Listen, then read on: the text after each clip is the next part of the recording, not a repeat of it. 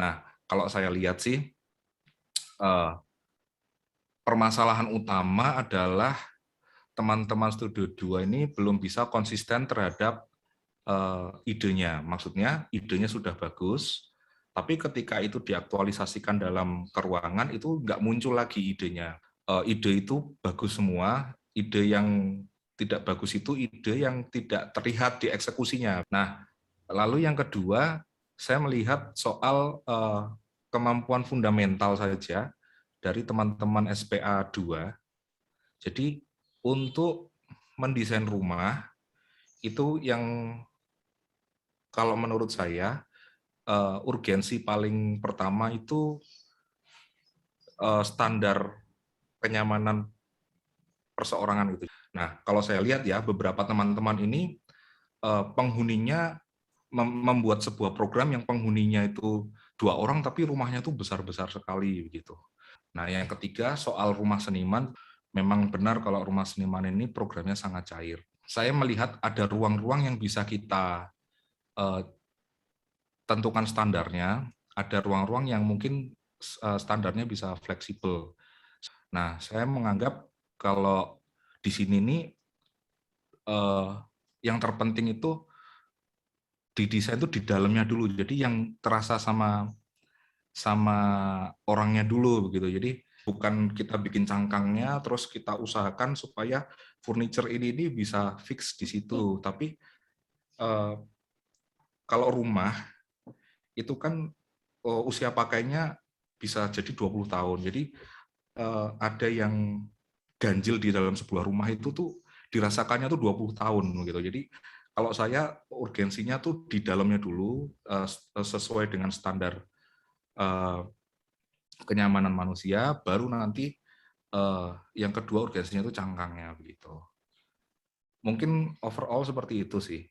Jadi konsistensi antara ide, terus yang kedua tadi standar-standar yang baru dari rumah, dari interior arsitektur, terus yang ketiga ya standar yang kita dari dalam, dari interior dulu gitu, baru eksterior gitu. Untuk menilai sebuah rumah tinggal, standar satu-satunya adalah penghuni rumah itu sendiri begitu. Kita tidak bisa menerapkan standar-standar baku yang diajarkan di bangku kuliah atau kita dapatkan di praktek dari orang lain, karena yang akan menggunakan ya adalah orang itu dan hanya orang itu saja. Untuk Studio 2 ini, paling tidak standar standar pokok yang harus dipegang adalah bagaimana agar ide itu tidak hilang ketika sudah sampai di eksekusi begitu. Dan ini untuk kasus Studio 2 ini sayangnya memang kasusnya seperti demikian. Bahkan walaupun saya perhatikan, konsepnya itu sebenarnya sangat lunak, sangat sangat jinak begitu, sangat sangat tidak ngoyo-woro kalau dibandingkan dengan konsep-konsep anak-anak yang dulu, berkiprah pada masa saya dan Pak Reza Studio 2 begitu. Dan bahkan dengan konsep-konsep yang sifatnya lunak dan jinak seperti anak-anak ini saja, yang betul-betul bisa mengaplikasikan konsepnya sampai kelihatan di desainnya itu sangat sedikit begitu. Ini saya rasa sangat penting karena kebanyakan mahasiswa Studio 2, ketika mereka overwhelmed dan kelabakan bekerja terhadap fungsi, mereka langsung melupakan apa yang sudah mereka pelajari di Studio 1. Sebagai akibatnya, banyak sekali desain yang dalam usahanya untuk memenuhi fungsi, itu estetikanya langsung berantakan lagi, seolah-olah tidak didesain oleh arsitek. Bahwa jinak itu tidak mesti sama dengan buruk, dan liar itu tidak mesti sama dengan baik begitu. Sebenarnya yang saya maksud dengan jinak itu adalah ketika konsep itu lebih membumi begitu ya. Konsep-konsep yang saya maksud dengan liar itu adalah konsep yang ketika diekspresikan, ketika dibahasakan, itu kelihatannya seperti jauh sekali, kelihatannya seperti tidak menjawab persoalan yang seharusnya langsung dijawab begitu. Berbeda dengan teman-teman yang ini saya perhatikan, banyak yang konsepnya itu sudah langsung menukik ke masalah fungsi. Ada beberapa karya arsitektur di mana kita sebaiknya menerapkan konsep yang jinak, dan ada beberapa karya arsitektur di mana konsep yang liar itu mungkin lebih pas. Ketika kita membuat museum, atau ketika kita membuat monumen misalnya, yang kebebasan ekspresinya itu jauh lebih besar, mungkin konsep-konsep yang sifatnya liar, seperti kebebasan atau sayap, atau misalnya cakar, itu bisa terasa lebih pas dan lebih nendang begitu buat karya arsitekturnya. Tetapi ketika kita berhadapan dengan developer yang mau membangun perumahan dan minta kita mendesain unit rumahnya begitu, tentu saja dalam kasus seperti ini kita sebaiknya menggunakan konsep yang lunak seperti misalnya efisien atau hijau atau ramah lingkungan begitu. Kami memang biasanya dalam membuat sebuah desain akan mencoba untuk mencari benchmark gitu atau preseden kalau di sini ya. Terus mengambil lesson learn gitu. Jadi apa yang bisa diambil dari referensi itu gitu. Tapi kamu jangan mencontek dari satu orang saja, kamu conteklah dari banyak orang, kemudian kamu tambahkan originalitasmu sendiri di bagian bagaimana hasil contekan itu bisa diramu jadi sebaik-baiknya begitu. Kalau kita memperhatikan gambar perspektif ini, begitu mungkin mungkin mungkin ini kelihatan seperti latihan estetika awal begitu. Jika kita melihat denahnya, maka saya bisa merasakan bahwa ada usaha untuk membuat ordering system. Denah itu menunjukkan adanya satu sumbu atau satu ruang tengah utama lurus dari depan, dari pintu depan, lurus ke belakang begitu saja. Sementara ruang-ruang lain itu dikelompokkan mengelilingi sumbu ini gitu. Beberapa ruang yang mungkin sifatnya itu saling berbeda satu sama lain karena tuntutan fungsionalnya itu berusaha untuk disatukan dengan satu ruang komunal bersama begitu. Dan bukan hanya itu saja, tapi salah satu bagian di bagian atas tengah koridor sumbu tengah ini itu sengaja dibiarkan terbuka, sengaja dibiarkan tidak ditempelkan dengan ruang arsitektural supaya dia bisa membuka ke arah pohon yang ada di lahan begitu. Lucunya, ruangan ini tuh kayak dikoneksikan oleh ruangan luar gitu. Ternyata living room-nya tuh ya solid void itu. Jadi kalau kita lihat ruang keluarnya kan kecil bentuknya di luar gitu ya. Nah, ruangan itu ruangan taman di bawahnya, koridor dan area pohon itulah living room-nya begitu. Nah, segitu. Dia ini bisa mengambil solid void-nya tuh dari itu, dari si rumahnya Pak Joko Peke. Nah, sedangkan dia sumbunya dia ambil dari presiden yang kedua.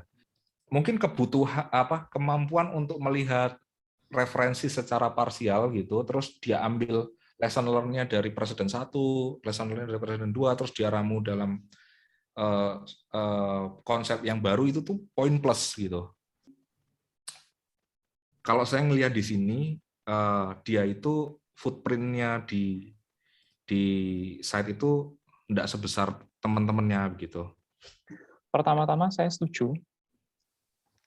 N Plus House ini rumah yang kompak, denahnya sangat rapi, garis strukturnya itu sangat efektif. Kalau kita memberikan ini kepada insinyur sipil atau kontraktor, mereka tidak akan mencak-mencak pada kita gitu.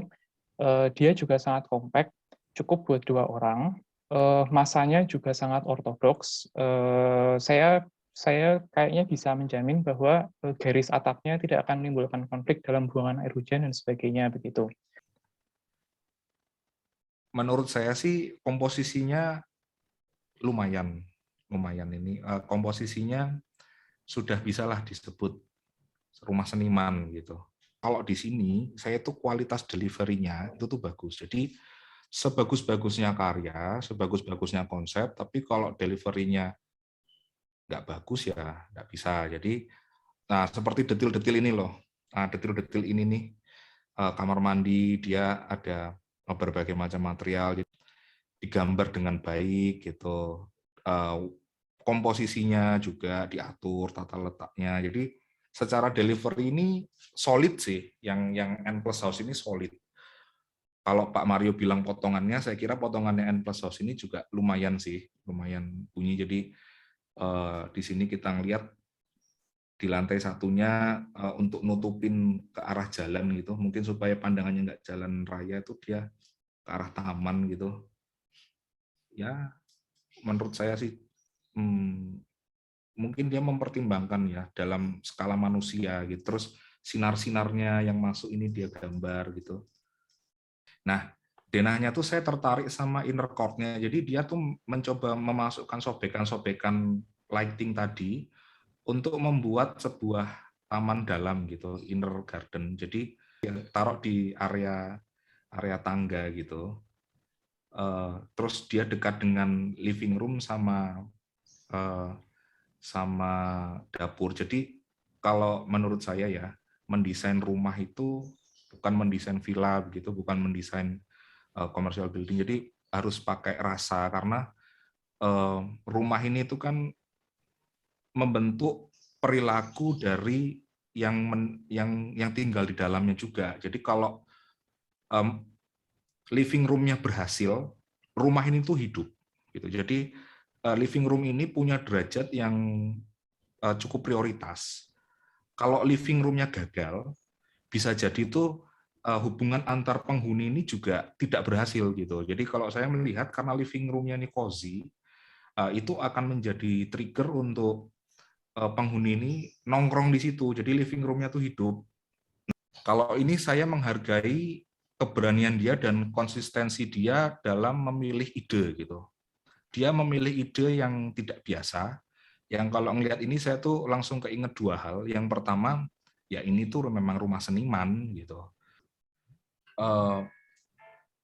Bentuk yang dinamis itu men-trigger kreativitas. Terus yang kedua, saya tuh kalau ngelihat ini nih kayak dulu komik Dragon Ball itu rumahnya itu bentuknya tuh kapsul-kapsul gitu.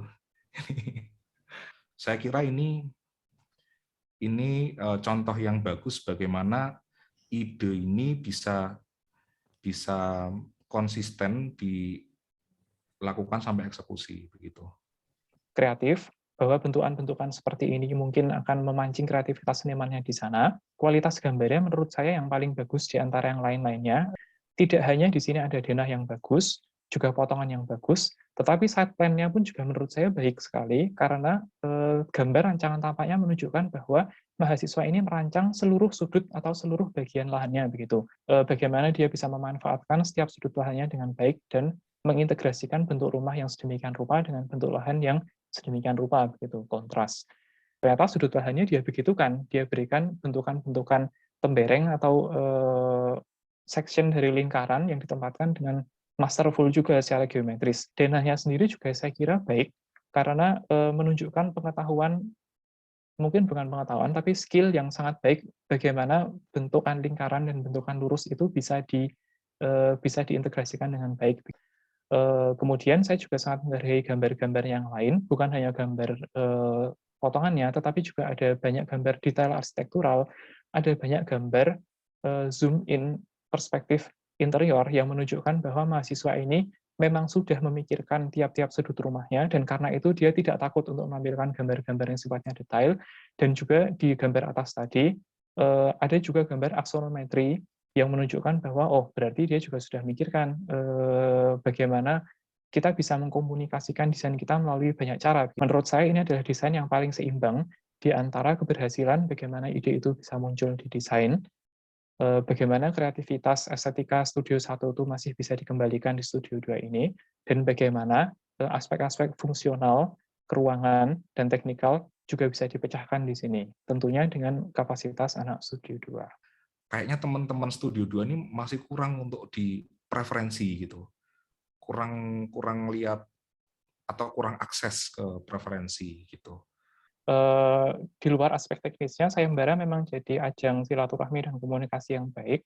Dan kalaupun misalnya sekarang sayembara itu tidak banyak atau pesertanya tidak begitu antusias, saya kira sekarang sebenarnya ada medium lain yang bisa menjadi tempat silaturahmi antar mahasiswa dan profesional, yaitu media sosial sebenarnya.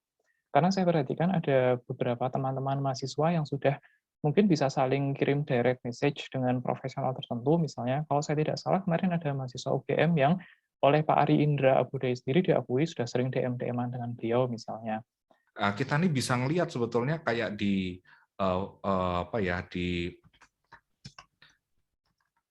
akun-akun arsitek gitu. Terus di acara-acara seperti Arsitalk gitu. Jadi acara talk show arsitektur. Nah, itu kan dibedah tuh. Dibedah ini. Program ruang standar tuh dibedah, dan memang banyak yang kalau dibilang tuh nggak sama seperti yang kita dapatkan. Saya kira paradigmanya bukan hanya soal spasial, tapi soal ekologi, terus soal sosial begitu. Kayak sosial kan misalnya kayak universal design gitu. Sesudah mengikuti semua webinar, membrowsing semua website dan melihat percakapan-percakapan terbaru itu, saya sarankan agar mahasiswa mulai membangun budaya dokumentasi dan pengarsipan ya. Maksud saya begini, ketika kita mendapatkan pengetahuan baru yang update di lapangan, ada skalanya ketika kita membawa pengetahuan ini ke studio, ke meja studio berhadapan dengan Bapak Ibu dosen, mungkin Bapak Ibu dosen yang karena keterbatasan waktu beliau belum sempat tahu mengenai update ini, akan mendebat dan berpendapat bahwa ini salah, apa yang kamu dapatkan itu keliru, begitu. Nah, pada saat ini, kalau kita mengarsipkan dengan baik, begini loh, ini saya dapatkan ilmunya dari buku ini, karangan profesor ini, terbitan tahun segini, jadi update, atau saya mendapatkan ini dari webinar berjudul ini, pemberi webinarnya adalah profesional bernama ini, tanggalnya segini jadi update begitu. Jadi kita harus mempersenjatai diri kita sendiri juga dengan arsip dan dokumentasi untuk menunjukkan bahwa begini pengetahuan yang saya dapatkan sendiri, bukan dari Bapak Ibu, itu juga valid. Pengetahuan kita sama-sama valid, tapi valid pada konteksnya masing-masing begitu. Itu saran yang pertama. Dan yang kedua, jika mau dan jika mampu, mulailah bekerja sedini mungkin jika memang tujuan akhir teman-teman sekarang adalah jadi arsitek begitu. Karena ketika kita bekerja, ketika kita magang sedini mungkin, pengetahuan yang kita dapatkan sambil melakukan itu biasanya melekat lebih lama dan lebih dalam daripada kalau kita hanya melihat atau menonton. Saya kira intelektualitas mahasiswa ini, kalau teknis iya, semester 1, 2, 3, 4, 5 itu kapasitasnya dia secara teknis berbeda, tapi kalau secara penggalian analisis, terus secara melihat masalah kritis terhadap sebuah isu itu sama harusnya ya. Jadi sejak semester 1, 2 itu udah bisa diajak untuk melihat isu dan kritis terus merespon dengan apa yang mereka miliki begitu.